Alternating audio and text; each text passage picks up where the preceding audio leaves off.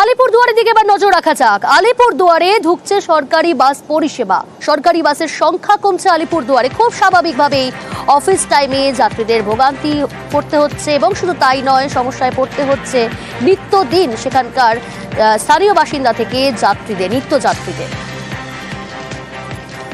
নিত্যযাত্রীরা কি বলছেন একবার শোনাই। ওখানে আমাকে বলে 4টার আগে কোনো বাস নেই। আমি 1 ঘন্টা প্রায় দাঁড়িয়ে আছি, কোনো বাস পাচ্ছি না। সরকারি বাস তো নাই বললেই চলে। সরকারি বাস তো অবশ্যই দরকার। ঘন্টা ধরে দাঁড়িয়ে আছি, কোনো বাস নেই। আর আমরা সরকারি বাসে জার্নি করাটাই পছন্দ করি, কিন্তু বাসের কন্ডিশন খুবই খারাপ, সিটে বসা যাচ্ছে না। আমার মনে হয় সরকারি বাস আরও হলে পাবলিকের খুব ভালো হয়।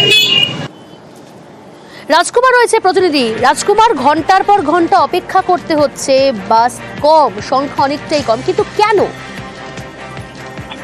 দেখো প্রিয়াঙ্কা, এই যে কেন, এটা কিন্তু কার্যত লাখ টাকার প্রশ্নে পরিণত হয়েছে আলিপুরদুয়ারে। তার কারণ হচ্ছে এর জবাব সঠিকভাবে যে উত্তরবঙ্গ রাষ্ট্রীয় পরিবহন সংস্থা তারা দিতে পারছে না। তবে একটা শ্রেণী থেকে শোনা যাচ্ছে যে নতুন কিছু বাস আলিপুরদুয়ারে আসার কথা ছিল, যেই কারণে নতুন বাসগুলো না আসায় এই সমস্যা হচ্ছে। জেলাতে মোট 25টি রুট আছে, সেই রুটে 25টা রুটেই কিন্তু বাস কম। এমনকি আলিপুরদুয়ার ডিপোতে মোট এখন 39 অর্থাৎ 39টা বাস রয়েছে। এর মধ্যে 7 থেকে 8টা বাস, যে ছবি আমরা দেখাচ্ছি, ঠেলে চালাতে হয়। অর্থাৎ এই বাসগুলোকে না ঠেললে নাকি স্টার্টই হয় না এবং কোনো সময় বিগড়ে যায় রাস্তাতেও। সেই কারণে এই বাসগুলোকেও অত্যন্ত সতর্কভাবে চালাতে বাধ্য হচ্ছে উত্তরবঙ্গ রাষ্ট্রীয় পরিবহন সংস্থা। তবে সব মিলিয়ে কিন্তু বাস পরিষেবা বেহাল এবং তার ভোগান্তিতে পড়ছেন নিত্যযাত্রী থেকে যাত্রীরা। প্রিয়াঙ্কা, বেশ। মেকানিক্যাল ত্রুটি অনেক সময় হয়, কিন্তু পাচ্ছে না গাড়ি সরকারি, এ ধরনের বিষয় নেই। আসলে সরকারি গাড়িতে ওঠার মানুষের টেন্ডেন্সি বেড়েছে, ফলে মানুষ অন্য গাড়িতে না উঠে পাবলিক গাড়ি, সরকারি বাসের জন্য অপেক্ষা করে যে সরকারি বাস এলেই তারা উঠবে।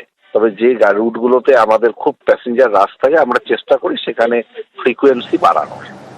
আপনাদের মনে আছে গত 23শে মার্চ আমরা দেখিয়েছিলাম নকশালবাড়িতে হাতির করিডোরে আবর্জনা পড়ে রয়েছে, যত্রতত্র পড়ে রয়েছে মদের ভাঙা বোতল, এবং একই সঙ্গে আপনাদের জানিয়ে রাখবো এই আবর্জনা হাতির করিডোরে পড়ে থাকায় বন দফতরও কিন্তু যথেষ্ট ক্ষুব্ধ হয়েছিল এবং তারা বারবার করে সচেতন করার কথা বলছিলেন স্থানীয়দের।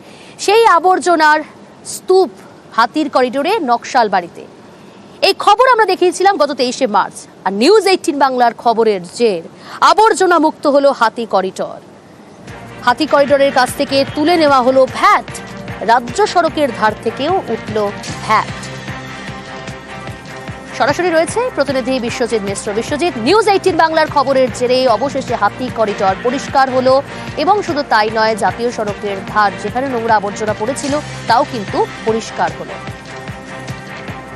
একেবারে আমরা গত 23শে মার্চ দেখিয়েছিলাম যে এই রাজ্য সড়ক যেখানে কিন্তু ভ্যাট তৈরি হয়েছে, মূলত শিলিগুড়ি মহকুমা পরিষদের উদ্যোগেই প্লাস্টিক বর্জ্যকে এক জায়গায় করতে এই ভ্যাট তৈরি করা হয়েছে এবং সেই ভ্যাট তৈরি হয়েছিল হাতি করিডোর সঙ্গে 200 মিটারের মধ্যে, এবং যেখানে প্রায় আবর্জনা স্তূপ পরিণত হয়েছিল। নিউজ 18 বাংলা খবর করার পর প্রশাসনের নজরে আসতেই কিন্তু পদক্ষেপ শুরু, এবং যেখানে দেখা যায় মনিরাম গ্রাম পঞ্চায়েত প্রথম অবস্থায় আশ্বাস দিয়েছিলেন যে দ্রুত এই ভ্যাটকে এখান থেকে সরিয়ে অন্যত্র নিয়ে যাওয়া হবে এবং যে পরিমাণ আবর্জনা আছে তা সরিয়ে ফেলা হবে। সেই ডাক নিয়েছিল কিন্তু যারা বন্যভূমি সংস্থাও। তবে দেখা গেল যে মনিরাম গ্রাম পঞ্চায়েতের উদ্যোগে সেই ভ্যাটকে কিন্তু অন্য জায়গায় স্থানান্তরিত করা হলো এবং সেখানে কিন্তু পরিষ্কার করার পাশাপাশি 4টি ভাষায় কিন্তু সাইনবোর্ড দেওয়া হয়েছে যাতে আগামী দিনে কোনো ধরনের কিন্তু আবর্জনা কেউ বা তারা যেন না ফেলেন, এবং যদি আবর্জনা ভাবে দেখা যায় যারা ফেলবেন তাদের বিরুদ্ধে কিন্তু আইনত পদক্ষেপ নেওয়ার হুঁশিয়ারি দিয়েছেন মনিরাম প্রধান। এই ঘটনা আমাদের যে গ্রাম পঞ্চায়েত, মনিরাম গ্রাম পঞ্চায়েত থেকে জিসিপি এনে ওইখানে যে সেই রকমভাবে ক্লিন করে ওই জায়গাটা এত সুন্দরভাবে ওখানে করে দিয়েছেন। তো আমরা খুব খুশি, গ্রামবাসী, নিউজ 18 আর আমাদের গ্রাম পঞ্চায়েতকে ধন্যবাদ জানাচ্ছি। খবরের মাধ্যমে আমরা বার্তা দিয়েছিলাম যে আমরা ব্যাপারটা খুব দ্রুত, খুব শীঘ্র আমরা এটাকে সমস্যা যেটা হয়েছে এটা সমাধান করব, এবং আমরা প্রথম কথা হলো কথা দিয়ে কথা রাখি, তারই সেটাই আজকে আমরা এখানে পালন করছি আমাদের মনিরাম গ্রাম পঞ্চায়েতের পক্ষ থেকে। न्यूज 18 बांग्ला को थैंक यू बोलूंगा कि आपके इनिशिएटिव की वजह से लोगों में एक अवेयरनेस फैली और उसके बाद मणिग्राम जीपी की तरफ से ही एक इनिशिएटिव लेकर के इसको हटाया गया है, जो वहाँ पे एक मतलब गार्बेज डंप का एरिया बनाया गया था, उसको क्लीन भी किया गया है और वो शेड भी हटा दिया गया। तो being a sensitive area, elephant corridor के पास होने की वजह से वहाँ पे ऐसे डंपिंग करते तो प्रॉब्लम बढ़ती, बट एक ये बहुत बड़ा इनिशिएटिव हुआ, बहुत अच्छा लगा कि न्यूज के वजह से एक अवेयरनेस बनी है और लोगों ने एक पार्टिसिपेशन करके उसका सॉल्यूशन निकाला है। হাতির করিডোরে যে বজ্রপদার্থের ড্যাম্পিং করা হচ্ছিল, আমরা শঙ্কিত ছিলাম যে হাতিগুলি ওখানে এসে বজ্রপদার্থ খেয়ে অসুস্থ না হয়ে পড়ে। নিউজ 18-এ প্রসারিত হওয়ার ফলে ওখানকার স্থানীয় প্রশাসন নড়ে চড়ে বসে, সেই বজ্রপদার্থ এবং ড্যাম্পিংটা ওখান থেকে সরিয়ে অন্যত্র নিয়ে যায়।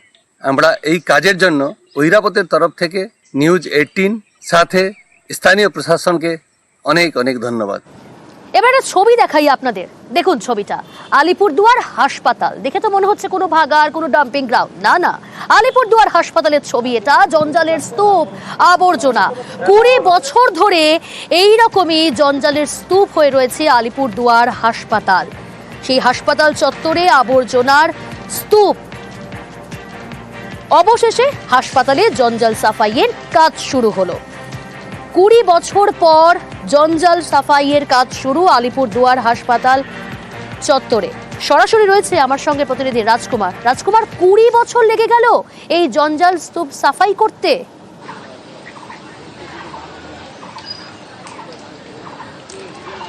একদমই প্রিয়াঙ্কা, দেখো 20 বছর লেগে গেল, কিন্তু কেন লাগলো, কেন এতদিন আবর্জনা পরিষ্কার হয়নি, এই সমস্ত নানান প্রশ্নে কিন্তু কর্তৃপক্ষ এড়িয়ে যাচ্ছে। তবে খুশির কথা, আশার কথা হচ্ছে যে অবশেষে এই আবর্জনা সরতে শুরু করেছে এবং হাসপাতাল কর্তৃপক্ষ জানিয়েছে প্রাথমিকভাবে এই আবর্জনা একটা সাইড করে সেখানে যে জায়গাটি তৈরি হবে সেখানে একটা উদ্যান তৈরি করা হবে এবং সেখানে বসার জায়গা তৈরি করা হবে। এবং হাসপাতাল কর্তৃপক্ষের এই যে উদ্যোগ, দীর্ঘদিন বাদে এই যে আবর্জনা সরাতে পারা, সেই কারণে কিন্তু হাসপাতালের সাথে যুক্ত সমস্ত পক্ষ, চিকিৎসক, নার্স, রোগী, আত্মীয়রা সকলেই যার পর নাই খুশি। প্রিয়াঙ্কা, স্তূপগুলো মানে নোংরা বুংরা যেগুলো ছিল এক জায়গায় সাইড করে দিয়ে ওটাকে সব নিয়ে যাওয়ার ব্যবস্থা হচ্ছে, আর যে জায়গাটা ফাঁকা হচ্ছে সেখানে পার্ক করা হবে এবং পেশেন্ট পার্টিদের বসার জায়গাও হবে।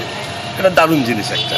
কতটা মানে এইটা তো দারুণ খুশি, কেননা আমার ওয়ার্ডের বাসিন্দারাও এটা নিয়ে খুব তিক্ত ছিল, দুর্গন্ধ ছড়াতো, সবসময় একটা পলিউশনের ব্যাপারটা ছিল, পেশেন্ট পার্টি বা পেশেন্টদেরও খুব অসুবিধা হতো।